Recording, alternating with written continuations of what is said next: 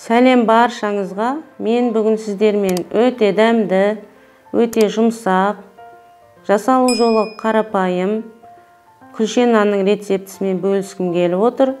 Видеоны соңына дейін қарап, жасап көрулеріңізге кеңес беремін. Бізге ең әуелі қажет заттарымыз: жылы су, жылы сүт, құмшекер, тұз, дрожж, ерітілген сары май және ұнымыз қажет болады. Мен бұл жерде қамыр дрожж қостым. Сіздер пак мая қоса берсеңіздер болады. Осылайша барлығын қосып, еншікпен араластыра отырып, електен өткізілген ұнымызды қосып, жақсылап тұрып қамырымызды илейтін боламыз. Иі қанған қамырдан өте жұмсақ нандар шығатынын білесіздер. Осылайша иін қандырып, қамырымызды жақсылап илеп алатын боламыз. Бізде міне осылай жұмсақ қамырымыз дайын болды. Содан кейін бетін жауып, жылы жерге 2 сағатқа жіберетін боламыз.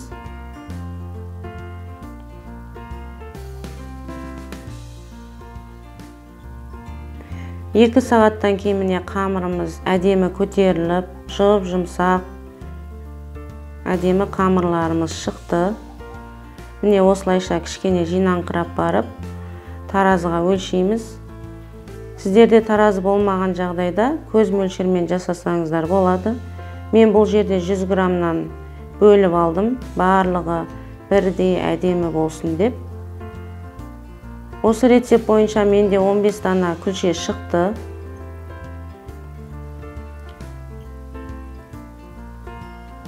Одан кейін противенімізге пергамент қағазын төсеп, осылайша арасын ашып күлшелерді қойып шығатын боламыз. Бір-біріне жақын қойсаңыздар, көтерілген кезде бір-біріне жабысып қалатын болады. Содан кейін бетін жауып 15 минутқа қалдыратын боламыз көтерілгенше. Міне 15 минуттан кейін осындай әдемі көтерілген қамырларымыз дайын болды. Осылайша домалақтап, формаға келтіріп, әдемілеп жасап алатын боламыз.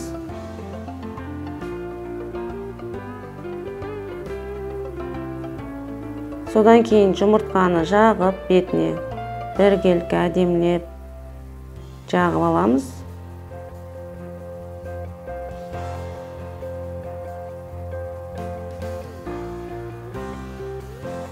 Содан кейін нан тескішпен мен тесіп шықтым, ортасы көтеріліп кетпес үшін. Барлығын осылай тесіп шығамыз.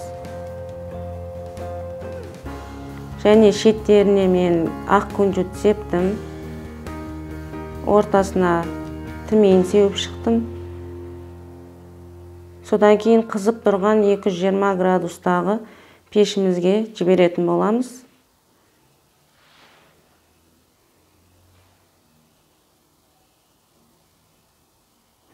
Міне өздеріңіз көріп тұрғандай, бізде өте әдемі, жұмсақ, піскен кезде тез желініп кететін әдемі нандарымыз шықты.